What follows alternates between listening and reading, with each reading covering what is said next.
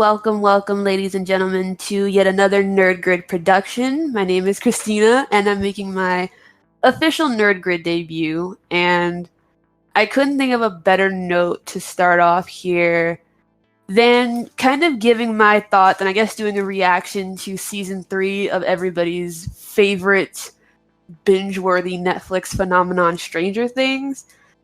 As many of you know, season 3 was dropped en masse on the 4th of July, actually, which kind of ties in because, as you're going to find out, season 3 takes place entirely in the summertime. Plenty of people watched the goddamn entirety of season 3 that day.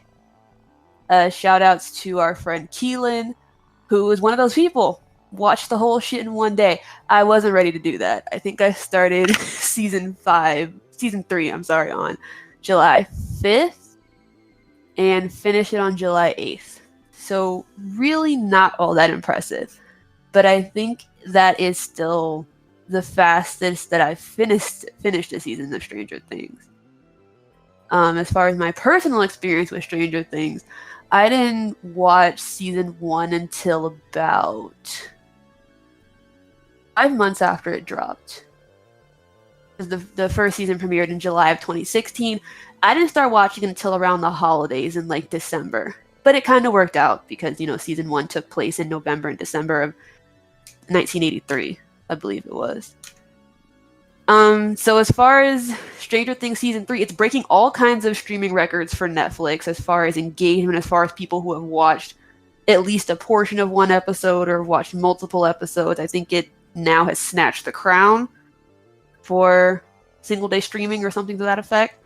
And it really just goes to show that, Netflix has struck gold multiple times before with shows like Glow, House of Cards, Narcos, Unbreakable Kimmy Schmidt, Ozark, etc., etc. But dare I say, none of those successes really compare to that of Stranger Things. It's really become more than a TV show.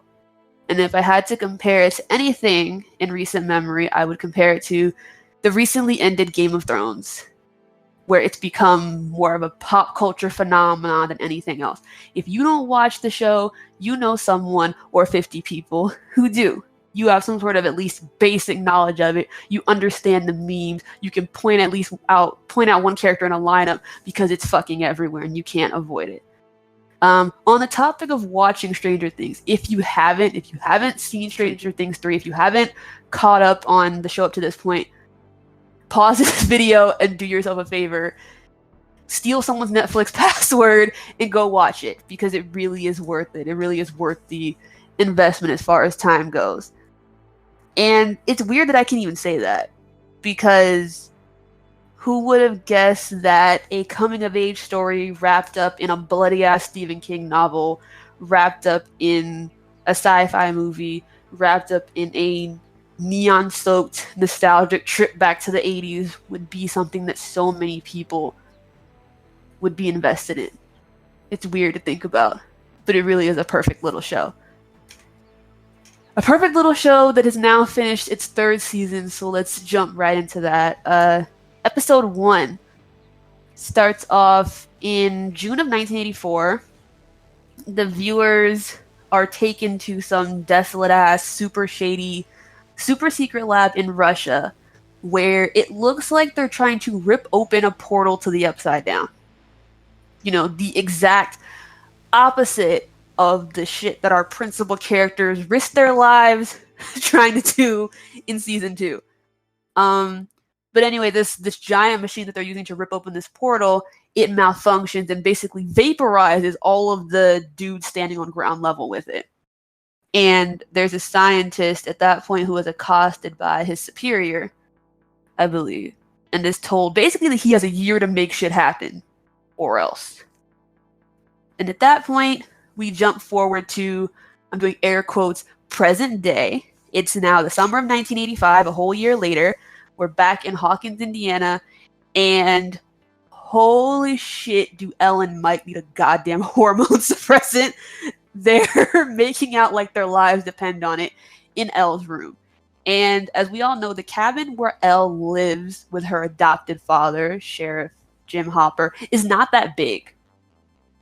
So her and Mike are not coming up for air, and not that far away from them in the living room, this cute little cabin, is Hopper sitting on the recliner in the living room, and he is not happy because they're 14, 15 now. So it's very much that whole first relationship feeling when you're not used to being that obsessed with somebody else and you want to spend every waking moment with them. So they're definitely going through that. But Hopper, of course, doesn't think it's healthy.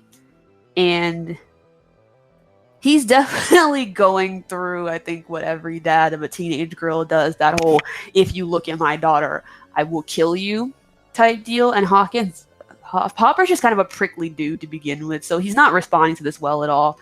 He goes and visits everybody's favorite super mom, Joyce Byers, at the general store in town where she works.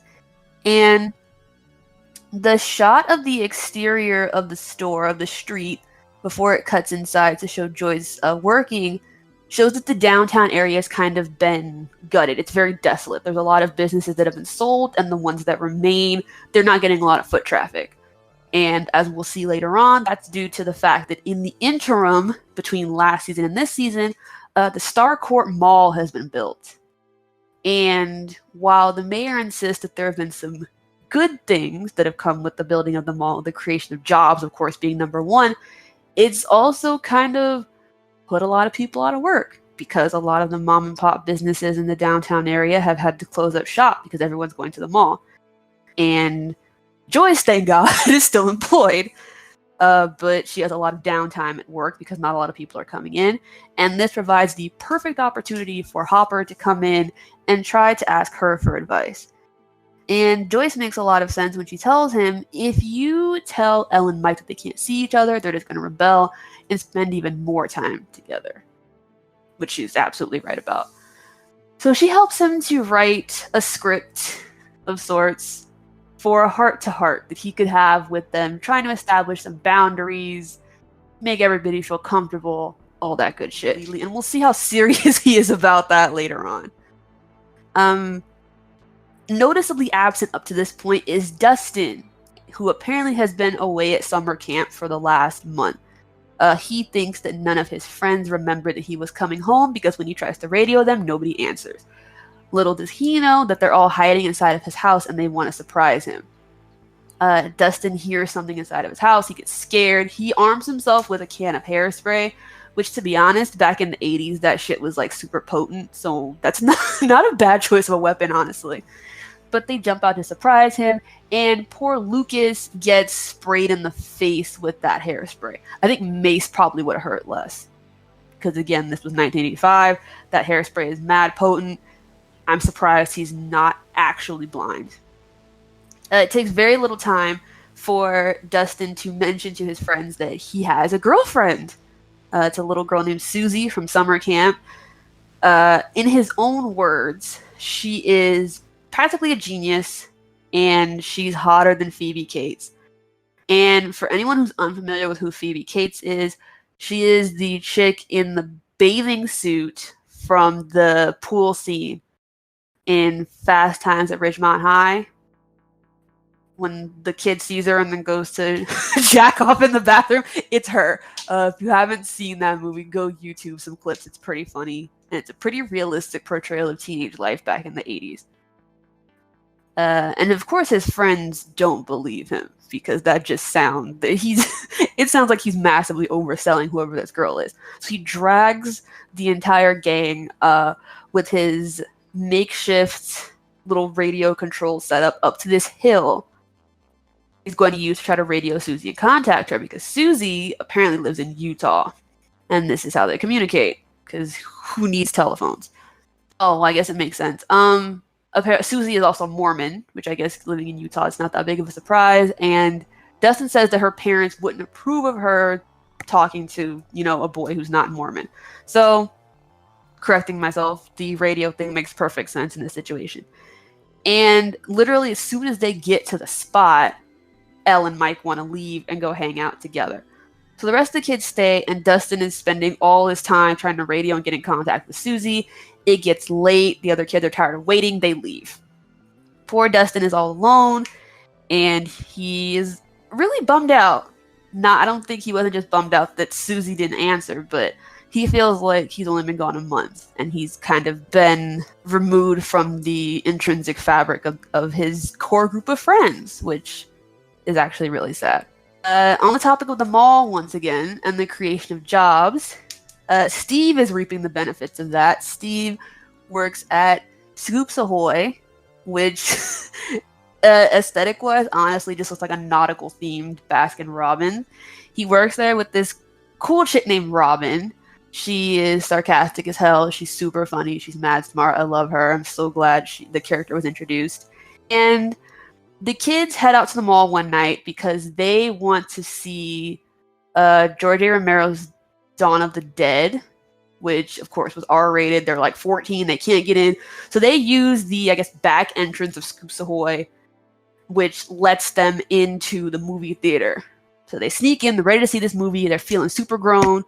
Go and watch an R-rated movie. And then all the fucking power cuts out. The projectors in the theater, all of the lights inside the mall, all of the lights in town. The town goes completely black.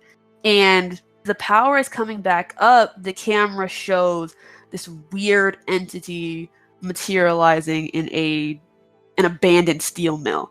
And then the camera cuts to Will, and he has like hair standing up on the back of his neck. He looks really freaked out. But of course, when the power comes back up and his friends ask him what's wrong, he doesn't tell them. And Steve and Robin are not the only young adults of Stranger Things journeying into the working world. We have everybody's favorite dickbag, Billy, Max's stepbrother, is working as a lifeguard at the pool, where he is very blatantly trying to fuck Karen Wheeler, who's Mike and Nancy's mom. Jonathan and Nancy have gotten jobs at the local paper in Hawkins. Jonathan spends most of his day in the dark room because he's the photographer. He's developing the pictures, and he's having a much, much easier time than poor Nancy. I'm gonna be honest, I don't know exactly what Nancy's job is at the paper. I think she's probably supposed to be like a secretary or a receptionist or something, but she gets treated like absolute shit by most of the men who work there, and it's unfortunately probably a pretty realistic portrayal of what women, especially really young women who didn't really have job experience, had to go through when they're trying to enter the workforce back at this point in time. So they crack a lot of jokes about her. Her coworker Bruce, who's a complete asshole, calls her Nancy Drew in a very mocking manner. She's running out. She's grabbing these dudes coffee. She's going to get their donuts. She's getting their burgers at lunchtime. It's really, really annoying to watch. I absolutely hated it. Nancy, of course, wants more. She wants to be like an actual reporter and contribute to the shit that's going on here. So when she gets a call from an old lady named Mrs. Driscoll about rats eating fertilizer, she jumps on it in a way that I don't think anybody else would have. But she's ready to follow up on this, and she wants to make something of herself at the newspaper. So good for her, I guess. Dustin's radio tower is still set up, and he starts to hear pick up weird ass transmissions of a man speaking in Russian, which, yes, small town Indiana back in the 1980s, he probably didn't hear too much of that. So it's notable to him for obvious reasons. And we see Billy crash his car near the abandoned steel mill where the weird entity materialized earlier, and he's dragged inside. That's the end of chapter 1. Chapter 2, Billy is very predictably, at that point, dragged into the Upside Down, where he ends up standing face to face with somebody who looks exactly like him, which predictably freaks him out. Elsewhere in Hawkins, Hopper does a very Hopper thing, and he gives up on trying to have the heart-to-heart with Ellen and Mike before it ever even gets started, and he lies and he tells Mike that his mom called and his grandma's sick. He has to take Mike home. And once him and Mike are in the truck together, they get into it. Very predictably. Mike is kind of turned into a little shithead in season 3. I've heard a lot of other people remark something very similar. But it looks like at this point, Hopper is going to kind of get his wish of Mike and 11 staying away from each other. He ends up telling her that his grandma's sick and they can't spend any time together the following day. But she feels like he's lying. And later we see Elle go and seek help from Max, which is the beginning of them forming an actual friendship with just the two of them. Because everybody remembers season 2, Max was the new girl in the group. And Elle one day saw Max and Mike together and got very jealous because she thought there was something going on between Max and Mike. Which is hilarious in hindsight because obviously a big plot point in season 2 was Lucas and Dustin vying for Max's affections. And of course, as we fast forward into season 3, Lucas and Max are a couple. They're together. So Max is, she's basically telling Elle, like, Mike is treating you like shit. You don't need him. We're going to go have fun. So it's a very cute montage of them running around the mall, going on and trying on clothes. It's very cute, very of the time period. Material Girl by Madonna's playing through most of this. It's great. I love it. Very cute. All the while, Mike, Will, and Lucas are also at the mall. And Mike is trying to buy Elle a gift, but considering that they are children with no income of their own, his options are pretty limited. But Elle and Max catch them there, and Elle confronts him about lying, and she says, "I dumped your ass." And then that is the end of Millie for the time being. And of course, Mike is very sad about that. But Elle and Max could not be happier.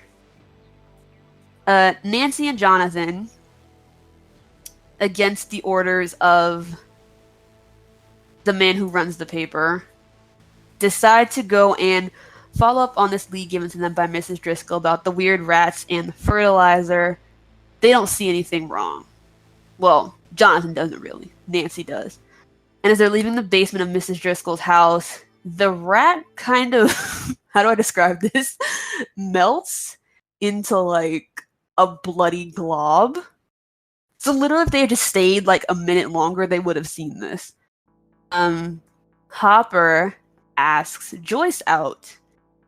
And he's saying it's not a date. She's agreeing that it's not a date. But it's very clear that it's a date because these two have obviously been grappling with their feelings for each other for quite a while now. Joyce has every intention of showing up, but she's kind of sidetracked by the fact that the magnets on the refrigerator at her house keep falling off the refrigerator, and the magnets on a display in the store keep falling off. So she is super confused and perplexed by this. And as we know, when something captures Joyce's interest, she does not let go. And in her quest to figure out what the fuck is going on, she ends up showing up at the house of Scott, who is the kid's science teacher, and he starts explaining to her what he thinks it could be. And she ends up staying at this dude's house so long that she completely misses her dinner date with Hopper. He gets upset. He ends up drinking. He's not happy. He goes home. And once he gets home, he discovers that Max and Elle are having a sleepover. So yes, girls' time continues. Dustin takes the recording of the mysterious Russian man to Scoops Ahoy, and with the help of Steve and Robin, they translate, or I shouldn't say they, Robin translates it. Robin translates it because she's smart as hell. And they can hear a song playing in the background. And Steve discovers that the same song, which apparently, according to Google, is called Daisy Bell, plays in the mall. So the message did not originate in Russia. It was coming from Hawkins, specifically somewhere inside of Starcourt Mall, which of course freaks them the fuck out. And Billy, after his experience being dragged to the Upside Down, starts freaking out when he's on lifeguard duty. He's having kind of like waking nightmares. He's sweating. just acting really weird. And he hears like this voice that's connected to his clone that he saw in the Upside Down. And the voice tells him to abduct Heather Holloway, who's another lifeguard there. And fun fact, Heather's father is the dude who runs the paper. His name is Tom. I don't think I mentioned that before. Oh yeah, now he's kidnapping people. And that is the conclusion of Chapter 2. Chapter 3, Max is continuing to try to help Elle step out of her shell, have an identity outside of just being Hopper's daughter or Mike's girlfriend. So she's like, if you want to get the answers as to why Mike is being a shithead so bad, just use your powers to spy on him. So she does. She uses her powers to spy on Mike, who was hanging out with Lucas and Will, and they're just being teenage boys. Like, they're eating chips, and Lucas is trying to, cheer Mike up. Nothing too notable, honestly. But she also uses her powers to spy on Billy. And she's very alarmed when she sees Billy trying to subdue Heather, in the act of kidnapping her. And Billy kind of senses that he's being watched at that point. Obviously, he's been tipped off by his doppelganger in the Upside Down. And this, of course, freaks Max and Eleven out. So they go and try to find Billy and Heather. They arrive at the pool. It's a rainy day. No one's in the pool, of course, but they find out that Heather and Billy didn't show up to work that day. Very alarming considering what they've seen. Meanwhile, at the town paper, Nancy finds out more about strange rat behavior, but she is made fun of by the dudes at the paper, her asshole coworkers. Because that's all they do. They just eat the donuts that she brings them and they talk shit. That's literally all they do. I never see these men working. I cannot think of a second where I saw them doing anything productive. So fuck those guys. They continue to pursue this further. They go back to Mrs. Driscoll's house where they see that something is very, very wrong with her. They see that something's up. She gets taken away in an ambulance, and Nancy and Jonathan get fired because they, I guess, falsely identified themselves as reporters was Tom's thing, and they weren't supposed to be there in the first place because he told them to chill the fuck out and stop pursuing the story. But they followed their hearts and they did. It just happens that now they're unemployed, which is unfortunate. Will, to his credit, this is the first season where Will was not literally going through living hell. He spent season 1 getting abducted and being trapped in the Upside Down. He spent season 2 dealing with the emotional trauma from that. So season 3, Will just wants to chill the fuck out with his friends. And he's frustrated by the fact that he can't do that because Dustin's been spending all of this time with Steve, and Lucas and Mike are preoccupied with their problems with Max and Elle, respectively. So what he wants them to do is play Dungeons and Dragons together like they used to, and everything will be fine. But the whole time they're playing, Mike and Lucas aren't really super in it because, again, they're still trying to get their girls back, and this frustrates poor Will. And then him and Mike get into an argument where Mike says, "It's not my fault you don't like girls." A lot of people have read into that quite a few different ways. Robin, our little genius translator, continues to crack the code further, discovering that something is going to happen in the mall at night. So she, Dustin, and Steve hang around, and they see there's a bunch of armed Russian dudes guarding a shipment that's being delivered to the mall. And not at all normal for small town Indiana in the 1980s. I mean, I've worked, anybody in retail, I've worked in malls before. Never saw shipments being guarded by Russian dudes, so I can see why they thought something was up. Hopper, meanwhile, is still predictably pretty angry and emotional over Joyce missing their date, but it doesn't seem like she's too concerned about that. She is basically repeating what Scott Clark told her about why it could be that magnets are falling off of refrigerators. There could be a device that's responsible for that. And she thinks that said device is in the abandoned Hawkins lab. So they go there, and Hopper gets attacked by a mysterious Terminator bootleg lookalike type dude. Beats the shit out of him and leaves.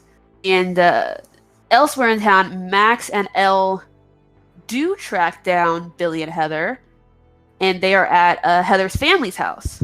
And they look fine, which is very weird, considering what Elle saw, seeing that Billy was acting weird, seeing that Heather was being kidnapped. But they look perfectly fine. And Heather just explains, oh, well, I wasn't feeling well. I stayed home. Billy came over to check on me. And now we're having dinner with my parents. So they leave. And after they leave, Billy and Heather knock out Heather's parents with a wine bottle. So it stands to reason that at that point, it's not really Billy and Heather we're dealing with. It's Billy and Heather under the influence of a very sinister force from the Upside Down. And episode 4 kicks off with Billy and Heather taking her parents to the abandoned mill, where they are then... I thought they were murdered. I thought her parents were dead, but according to the internet, they were just possessed. So I don't know if that's better or worse. Later on, Nancy and Jonathan are fired. To reiterate the fact they are unemployed. That's terrible. At this point, the girls reunite with the boys only after finding out that Will sent out a code red, basically like, look, we need to put aside whatever the fuck is going on at this point in time. Something is up. And he reveals to them that the reason he's been feeling kind of off lately, the reason that the reason his hair stood up on the back of his neck in the movie theater is because he knows for a fact that the Mind Flayer is still somewhere in the vicinity. And they, at that point, determine that the Mind Flayer is in fact still here, and he's acting through Billy because he needs a human host. And they're not entirely sure about it. So just to make sure, they stage and this is the title of chapter 4, stage a sauna test. Because, in their own words, the Mind Flayer likes things cold. So it stands to reason if they trap Billy in the sauna at the pool and he's hot, they'll figure out what the fuck is going on. So they trap him in the sauna room, and it's very weird at that point. You can see the conflict between real Billy and Mind Flayer possessed Billy having to share the same human vessel. Because when they lock him in and he starts to get hot and starts to kind of come to his senses, he starts crying and he starts pleading with Max, like, I did bad things, I didn't mean to, you have to believe me. And then he kind of snaps out of it, and Mind Flayer Billy takes over, and he gains fucking superhuman strength and yanks the door off the sauna and frees himself. And he has a fight with Elle and almost chokes the shit out of her. And he gets away. And around the same time as the kids are dealing with Billy, Nancy goes to visit Mrs. Driscoll at the hospital, I guess to apologize, because she feels pretty bad about what happened. Mrs. Driscoll starts to transform, I guess is the best way to describe it. She is exhibiting all of these symptoms of Billy being a flayed person. She's like screaming and her like veins are going black. It's really, really weird shit. Elsewhere in town, Hopper goes to visit Mayor Klein, who is played by Carrie Elwes, who was in The Princess Bride. And despite the fact that he played the hero in that movie, Carrie Elwes is really good at playing like slimy, greasy, dickbag characters, which he does very, very well as Mayor Klein. And Hopper remembers seeing Mayor Klein meeting up with the same dude who attacked him at the abandoned lab. So of course he tries to reasonably get answers out of the mayor. When the mayor doesn't want to be reasonable, neither does Hopper, and he beats the absolute shit out of this man in his office. He breaks his nose, and he's about to cut off his finger with one of those cigar cutting things. And the secretary is trying to call the police, and Joyce yanks out the phone cord and is like, who are you gonna call? The police? Because the chief of police is literally in there beating up the mayor. And, rather than get his finger chopped off, Mayor Klein kind of panics, and he reveals that the dude, Grigory, works for the owners of the Starcourt Mall, and those owners have bought up all kinds of properties all around Hawkins. And once Joyce and Hopper leave with this information, Mayor Klein alerts Grigory while Hopper and Joyce are going to search all of those locations. And back at the mall, Dustin, Steve, and Robin quickly determine that they cannot fit in the vents to get from Scoops Ahoy over to where they believe the giant storage area is with the secret Russian shit in it. So they enlist a little bit of help. And that help comes in the form of 10-year-old Lucas Sinclair, younger sister Erica. And I'm going to be 100% honest. When they first started dealing with this little girl, I thought she was a pain in the ass and a half. I could not stand her. But she wound up growing on me. So using the radio, they guide Erica through the ventilation systems into the room. They all end up inside of the secret Russian storage area. But they realize that this room is not any normal room. It's basically a big-ass elevator, which drops them who even knows how many stories beneath the mall. So now they're stuck down there. And at this point, Billy regroups with Heather at the abandoned mill, and as the camera pans out, you can see all of these other possessed people also inhabiting the same area, which makes it very clear that this is not a contained thing. It's not just Billy and Heather. It's not just Heather's parents. It's a lot of fucking people that have been possessed by the Mind Flayer, which is a very, very scary thought. The Mind Flayer is scary on its own, but the Mind Flayer with an army of drones to do its bidding is infinitely worse. So, Chapter 5, Hopper and Joyce discover that one of these properties is a hidden laboratory. And by hidden, I mean that it's literally just a house. The facade is just a normal little house, and inside it's a lab. And the Grigory dude shows up, and they get into a fight with him. But in the process, after that happens, they escape with Dr. Alexei, who is another character that grew on me massively over the course of just a few episodes. But Dr. Alexei is a helpful tool to possess because he helped to build that gate to the Upside Down. So he has intel that they're not going to get anywhere else. Dr. Alexei, of course, doesn't speak any English whatsoever. So Joyce and Hopper have no way to communicate with him.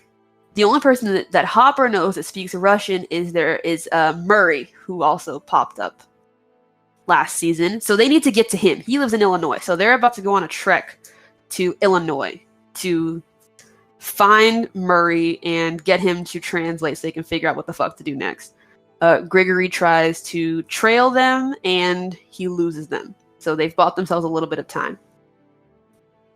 Dustin, Steve, Robin, and Erica, who are affectionately referred to later on by Mike as the Scoops Troop, are trapped in this big-ass underground elevator thing. And when, scary Russian dudes are coming in to unload boxes and shit, they're having to hide from them so as to avoid getting murdered. And they follow them out into like a hallway type thing where they discover it's not just a storage room, it's literally an entire Russian base is underneath the Starcourt Mall. And they are trying to find a communication room, which is really fucking smart to do. I don't think everyone in that same situation would have thought to do the same thing, but they looking for the communications room, and they find the giant testing area where the scientists are trying to open the portal to the Upside Down. And Steve and Justin, having dealt with this before, know that this is a problem in and of itself. And Nancy and Jonathan end up meeting up with Will and the rest of the kids, and their stories all start to match up. They realize that something, in fact, is going on. So they decide to let Mrs. Driscoll lead them to where Billy is. And Mrs. Driscoll, of course, is still in the hospital. So while the kids are waiting downstairs, Nancy and Jonathan realize that Mrs. Driscoll is no longer in her hospital bed. And Tom and Bruce, Tom again, who runs the town paper, and Bruce, who is Nancy's co-worker from the paper, they've been possessed by the Mind Flayer. So they show up ready to try to kill them, basically. Well, yeah, I'm gonna say they would have tried to kill Nancy and Jonathan. I don't think they were really in the mood to to possess anybody else. They were gonna try to kill them, but they end up Nancy and Jonathan end up killing Tom and Bruce. And when Tom and Bruce die, the same thing that happened to the feral rat in Mrs. Driscoll's house happens to them, where they kind of melt into like this congealed mass and link up with the Mind Flayer. I can't believe I just said that out loud. And that's the end of chapter 5. Chapter 6 picks up seconds later. They're all still in the hospital. The Mind Flayer is there. It attacks Nancy and Jonathan. Will senses that it's there, and the kids run upstairs and arrive just in time before the thing murders Nancy. Just in time for Elle to throw it around with her powers a little bit. She throws it out of, I don't know, like a 3rd or 4th story window at the hospital. Thing slams to the ground. The kids run outside, and it melts down into like one of those bloody red congealed masses and sinks into the sewers. So the Mind Flayer has escaped for the time being. In the Russian base, things have gotten kind of dire for the Scoops troop. Dustin and Erica are able to slip away, but Steve and Robin are captured by the Russians. Steve gets beat up pretty bad, but they're drugged. And Hopper, Joyce, and Alexei link up with Murray in Illinois, and with the translation that they get from Murray, they're able to learn from Alexei that Russians have been building multiple gates, or have been attempting to build multiple gates in multiple spots to try to access the Upside Down. And one of them is underneath Starcourt. So Hopper calls this dude named Dr. Owens to try to warn the government, which is a really broad way of putting it. I don't know what they were going to do exactly at that point. But to Hopper's credit, he tried. And back in Hawkins, Mayor Klein is very much trying to act like literally nothing is going on. And he stages this giant Independence Day fair. And to his credit, this is coming from me, someone who really thinks like county fairs and stuff are cute. It's a cute little, get together. There's rides and all kinds of stuff. It's nice. He did something right for a change. And Gregory runs into Klein there, and he demands that he step up his efforts to track down Hopper, Joyce, and Alexei. And the kids, realizing that they have to figure out where the Mind Flayer is gone, they use Elle's powers once again to try to access Billy's memory to figure out where he is. Because, of course, if they can find Billy, they can find the Mind Flayer. And in the process of trying to do that, Elle taps into memories of Billy's childhood. Of course, we haven't seen any of Billy's childhood. The character was introduced in season 2 along with Max. And we know that they moved from California and that Billy is a dick. That's literally all we know. We did see some conflict between Billy and his father in season 2, where Billy's dad is kind of abusive to Billy. He treats Max's mom fine. He treats Max fine. Never seen any conflict between them. But him and Billy have a very, very rocky relationship. So Elle is kind of wafting through Billy's memories. She sees Billy's mom, who is apparently very supportive of Billy. Billy's mom and Billy's dad had a very stormy relationship. She gets tired of it and leaves one day. Elle sees Billy having happier memories, playing baseball, playing Little League as a little kid, going surfing with his mom. a real family unit. And honestly, it's the first time that I ever felt bad for the Billy character. I know that some people have had to listen to me talk about how much I hate Billy, and Billy is a dick. There's no excuse for how he conducted himself in season 2, being racist toward Lucas, being, verbally abusive toward Max, fighting Steve. Like, the character's a dick, don't get me wrong. But this is the first time that we ever got any insight into why he is the way that he is. And the fact that Elle was the one to discover that is actually really interesting. And she stumbled across it by accident. And as Elle is she's trying to get out of Billy's head. She sees that the eye of the storm, so to speak, is the abandoned steel mill. So she knows where all the flayed people are at. And as she's trying to step out of Billy's subconscious, Billy grabs her. And when Billy does that, he is able to find Elle's location, which is Elle and Hopper's cabin in the woods. And at that point, we see those who are possessed by the Mind Flayer converging at the steel mill. And they all do the same thing that Tom and Bruce did and that the rat did, where they kind of melt down into these bloody, congealed masses and, join up with the Mind Flayer, forming this gigantic, scary-ass monster. Chapter 7, the Mind Flayer has been tipped off to the location of 11 and the rest of the kids. Will senses that the Mind Flayer is coming. They try to flee, but the Mind Flayer catches them while they're there. Elle, I suppose, gets bitten by the Mind Flayer, but they are able to fight it off and escape. And Dustin and Erica are able to rescue Steve and Robin. They drag them into the movie theater where Back to the Future is playing. And they're just trying to figure out what to do next. But they need a place to sit these two drugged older kids while they figure out what to do next. And of course, Robin and Steve escape. They end up in the bathroom and they're throwing up, which is good because they need to get the drugs out of their system. While this is going on, Elle and the rest of the kids break into a hardware store where they're trying to treat Elle's leg wound and also gather supplies. They need a way to fight back against the Mind Flayer, and Lucas has the brilliant idea of blowing the thing up with fireworks.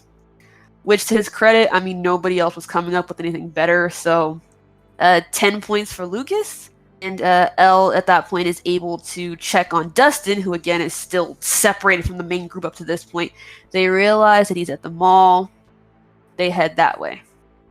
Back in the mall, Steve admits that he has feelings for Robin. But what everybody was expecting to happen next didn't happen, because everyone's thinking that's going to be the moment where she reciprocates and, Steve has a new love interest.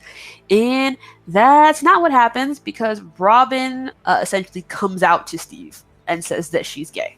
And to Steve's credit, he does react very well. There's no awkwardness or tension there. They kind of just carry on as friends, which is really, really cool, honestly. I really liked seeing that go down the way that it did. Hopper, Joyce, Alexei, and Murray arrive at the fairgrounds. They assume that the kids are there. The kids are not there, but they are spotted by Mayor Klein, who snitches on them and tells the Russians that they're there. And Murray and Alexei are hanging out. They're playing games at the fair. They get split up for a little while. Alexei goes to play a game. He wins, and his prize is a gigantic plush Woody the Woodpecker. And he's walking back to meet up with Murray, and you see the two of them in the shot walking toward each other. And then Grigory comes out of nowhere, walks into the shot, and shoots Alexei in the stomach with a gun with a silencer on it. And I was so sad.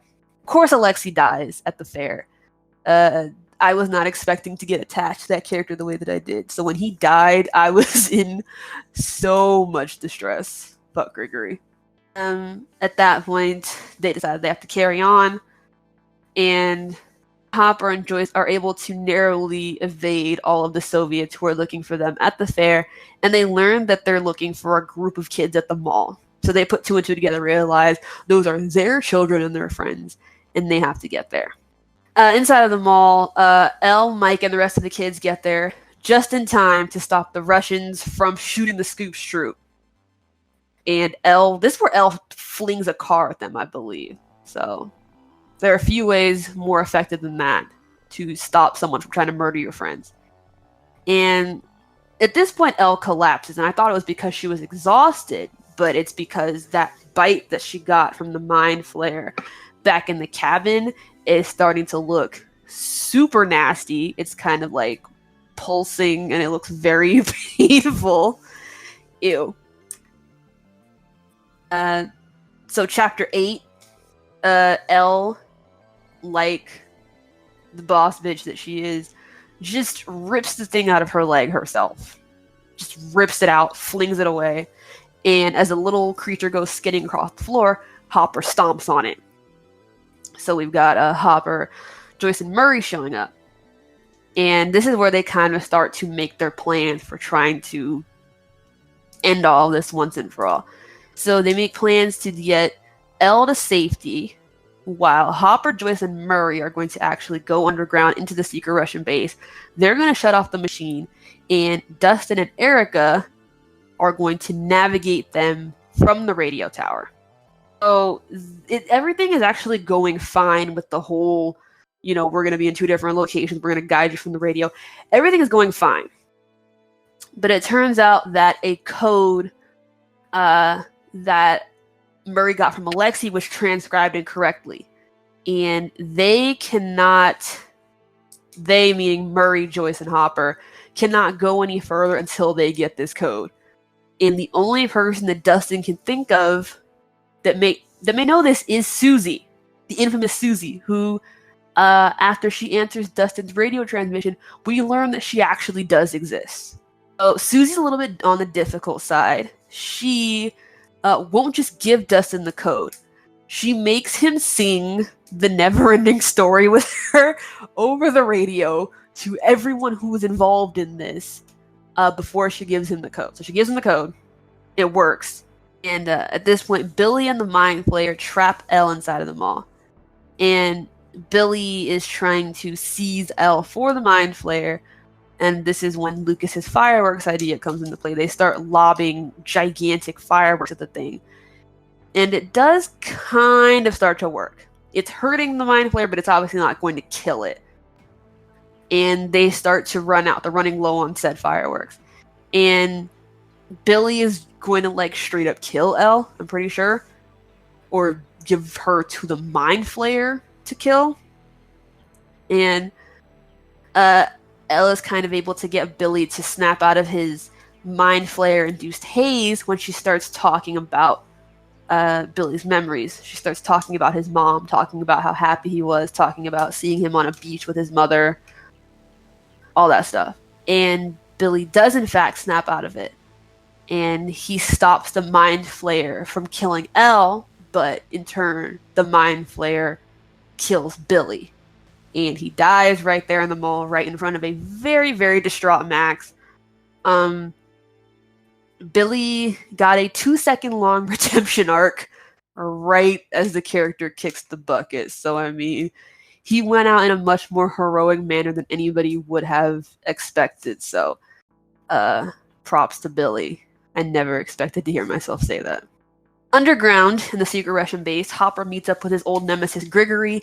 They're fighting.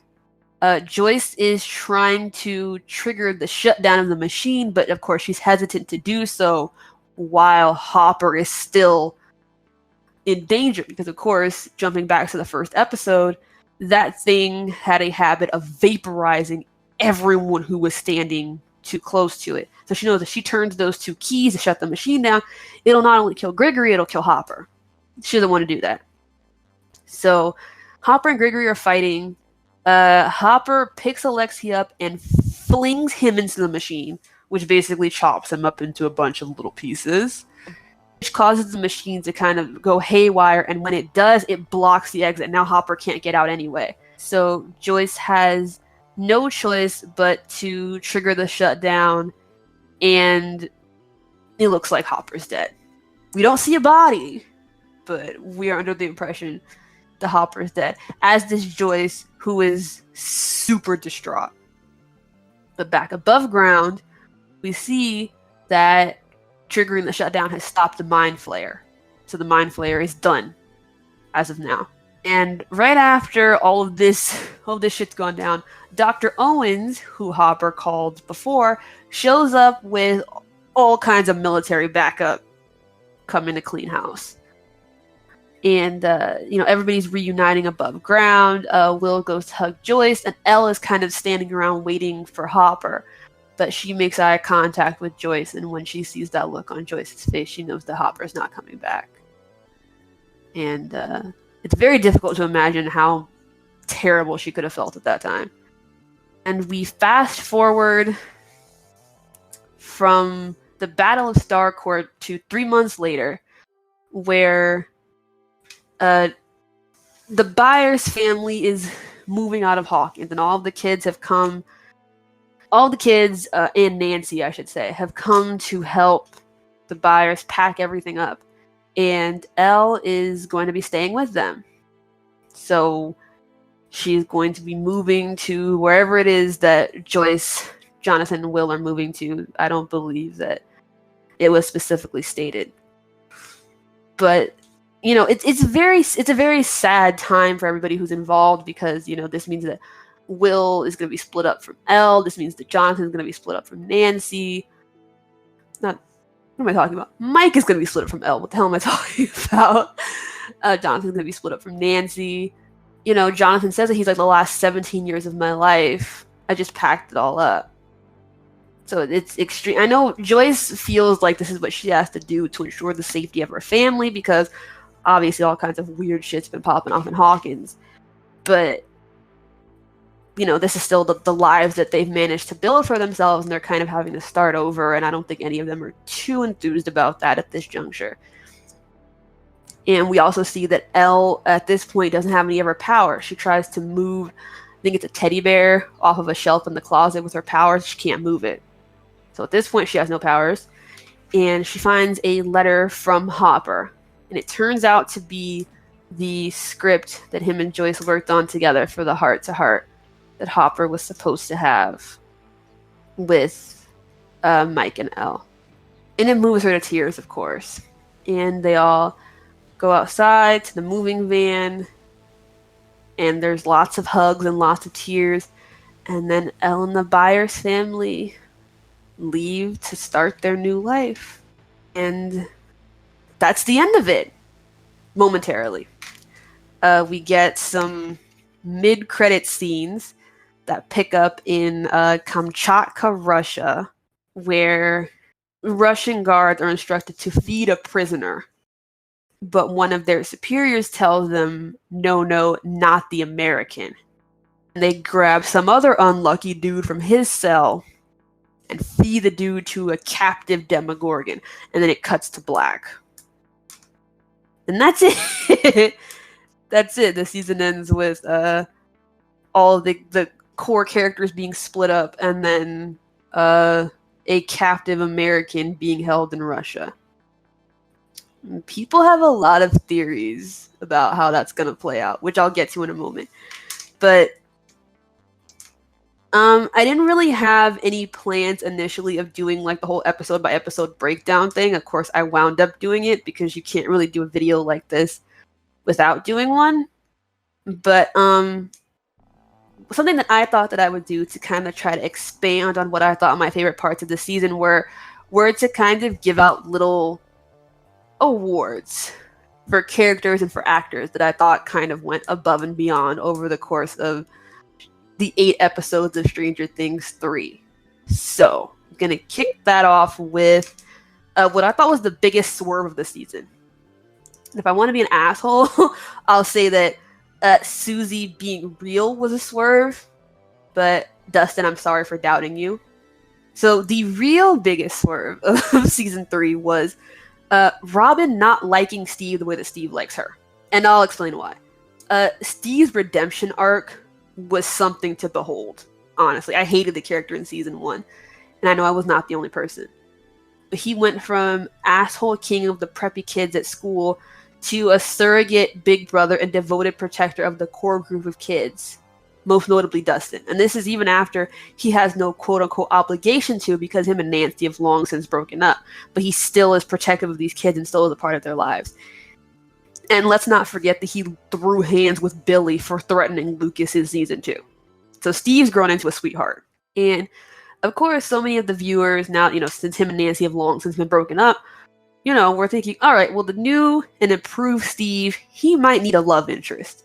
He needs a lady. And so when the character of Robin pops up in the first episode of season 3, people are like, all right, you survey this dynamic that they've got between them. It looks like a classic will they or won't they romance in progress. They're going to admit their feelings for each other. It's going to be great. They're going to be a couple by the end of season 3. It's going to be fantastic. I was begrudgingly waiting for them to admit their feelings for each other. And it kind of happened, sort of. Steve admitted that he liked Robin as more than a friend. And removed from the toxic high school atmosphere of only caring about things that were perceived as cool, he was able to appreciate what an amazing person Robin was. And Robin, by her own admission, was obsessed with Steve while they were classmates at Hawkins High School. She straight up said she stared at him all the time. It's not because she thought Steve was a snack. She stared at Steve because the object of her affection was enthralled with Steve. And the person that Robin had a crush on was a girl named Tammy Thompson. And let that marinate. Robin came out in 1980s Indiana. The balls on this girl. And you know what? Even though the Stranger Things fandom may have to continue to wait for Steve to find the right girl for him, it's not like he lost anything because he gained a partner in crime in Robin. What they've gone through together, that's a bond for life forged right there. They were kidnapped and tortured by Russians together. That's how any great friendship starts, right? And if this show has taught us anything, it's the relationships that these characters form. That's everything. And Steve has a ride or die in Robin.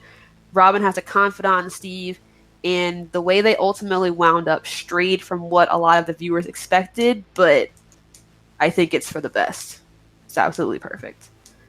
The saddest death of the season, I have to give an honorable mention to Alexei. Alexei, like I said, grew on me so fast. He was funny and his exchanges with Murray absolutely killed me. And I didn't expect to be as sad as I was when he was murdered at the carnival. But I absolutely was not okay with it. But of course, honorable mentions aside, there's no real answer to this but Hopper.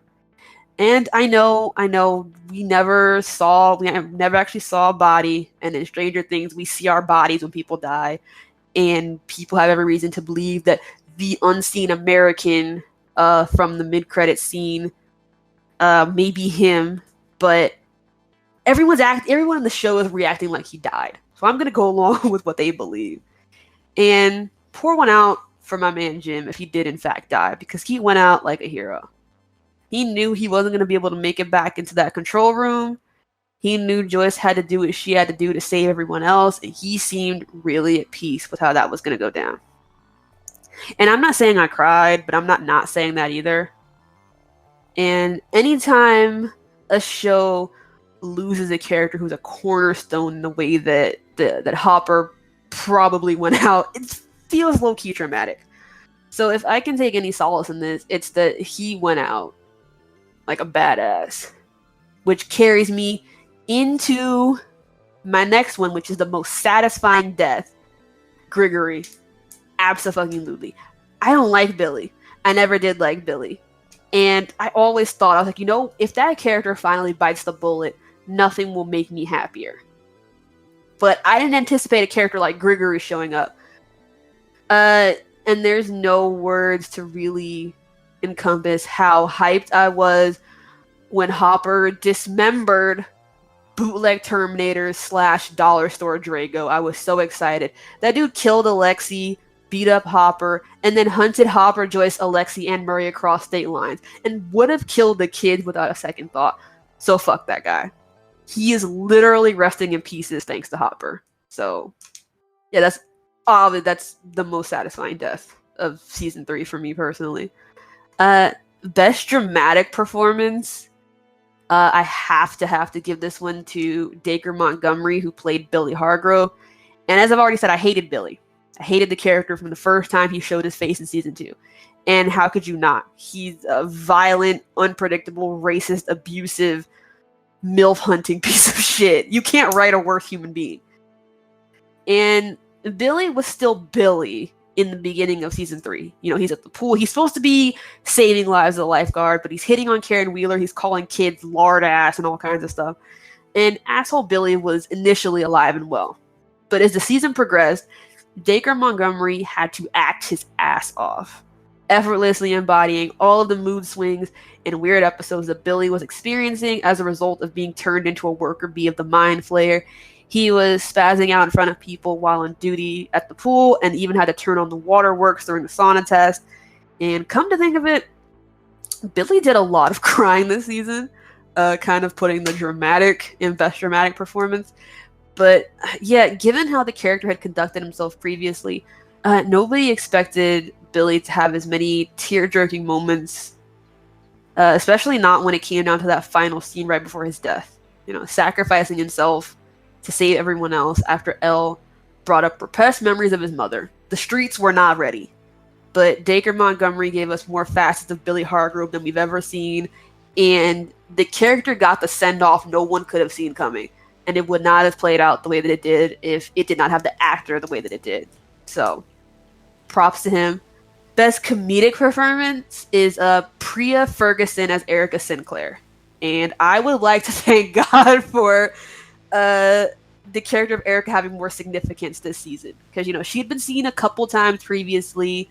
I can think of the Halloween episode from season 2 where the boys were dressed up as the Ghostbusters and she called Lucas a nerd. So we had seen her a couple of times. But obviously she was a huge part of the plot in season 3, being a part of the Scoops troop. She's going and she's hunting Russians. And holy shit, I adore this character now.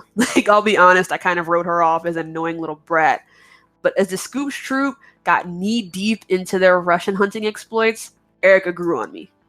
You can't spell America without Erica is an iconic quote, and I want it put on my tombstone. And this little girl's comedic timing is pretty great.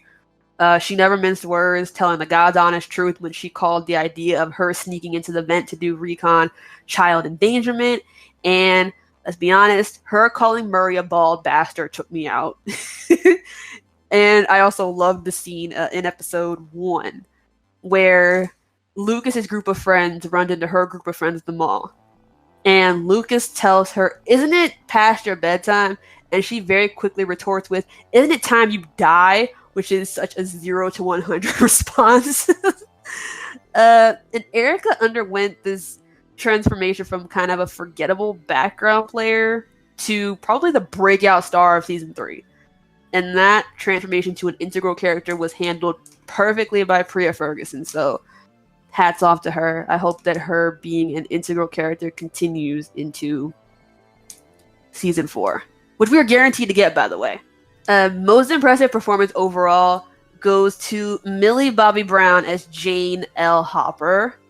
In a season full of people undergoing changes and moving into uncharted emotional territory, I don't know if anyone underwent more changes than Elle, save for maybe her dad. We saw this girl enter her first relationship, gain some autonomy, and end said relationship, learn how to have fun, throw herself into harm's way time and again to protect the people that she loved. Elle was all over the place this season, in a good way. And she somehow found the time to grapple with the fast, oncoming realities of teenage life while helping to save the world again. And nobody could have pulled that off better than Millie Bobby Brown.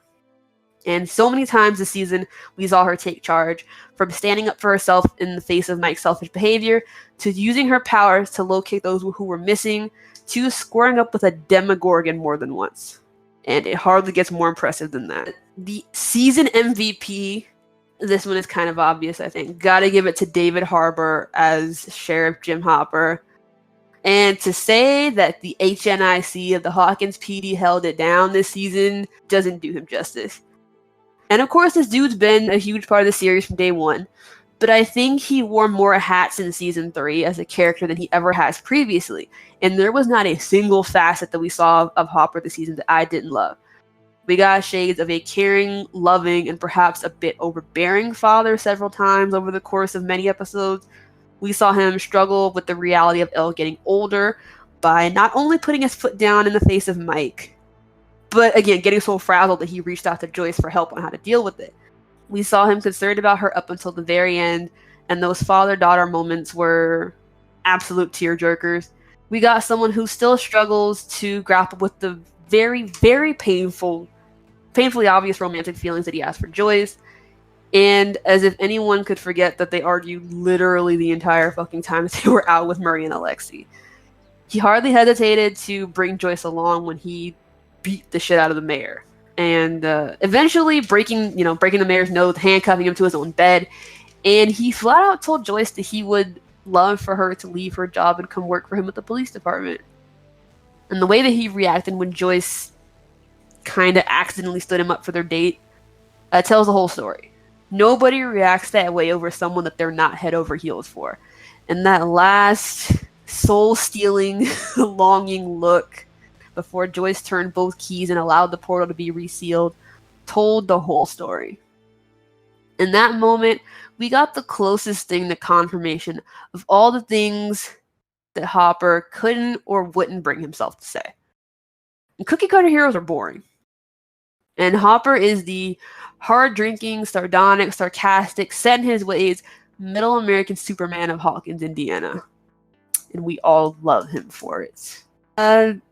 I think that covers almost everything. I guess my closing thoughts on everything would be nice, on the entirety of Season 3. The tagline of Season 3 was that one summer can change everything. And holy hell did they deliver on that. I think change was probably the overarching theme of the season. Everything was kind of in a state of upheaval for all of the characters. Some of them embraced it and others resisted it. Mike, Elle, Lucas, and Max leapt headfirst into their teenagerdom, that's not a word, by getting involved in relationships and finding out firsthand all of the complications that come with the territory. Lucas himself said that Max dumped him 5 times. Steve, Nancy, Jonathan, and Robin graduated from high school and tried to navigate their places in the working world with varying responses and experiences.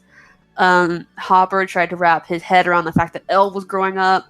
Will grappled with feeling left out of his friend group and feeling like the dynamic of their group was changing.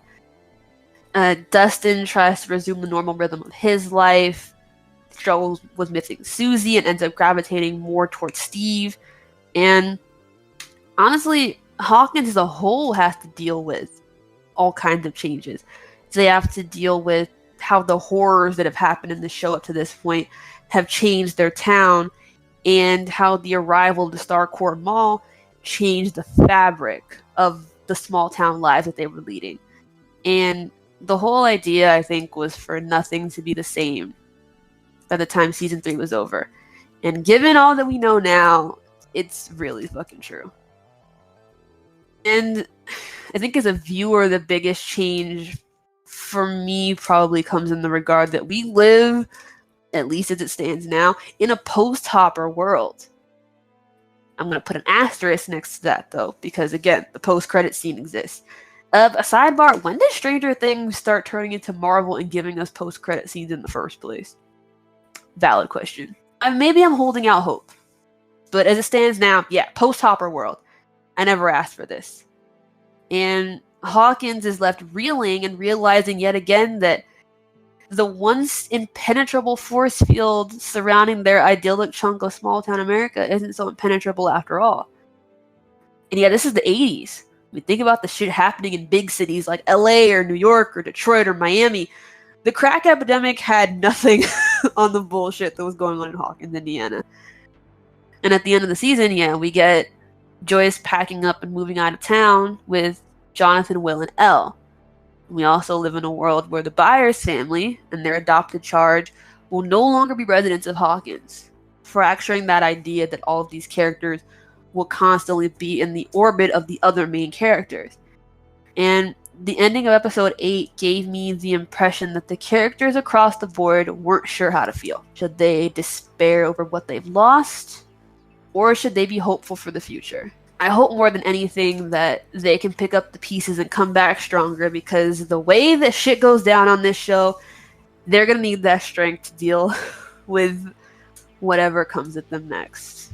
And I think that's it. I think that's everything. So to all of you who listen, thank you very much for listening to me ramble and give my thoughts on the entirety of Stranger Things 3. As I said before, we have been all but guaranteed to at least get a fourth season out of this. So there will be much more Hawkins, Indiana based nonsense to recap at some point in the future. And if you liked this video and all the other content that we've put out so far, please, please, please make sure to like and subscribe so that you never miss anything that the Nerd Grid puts out. And for the Nerd Grid, this has been Christina, and I'll see you guys next time.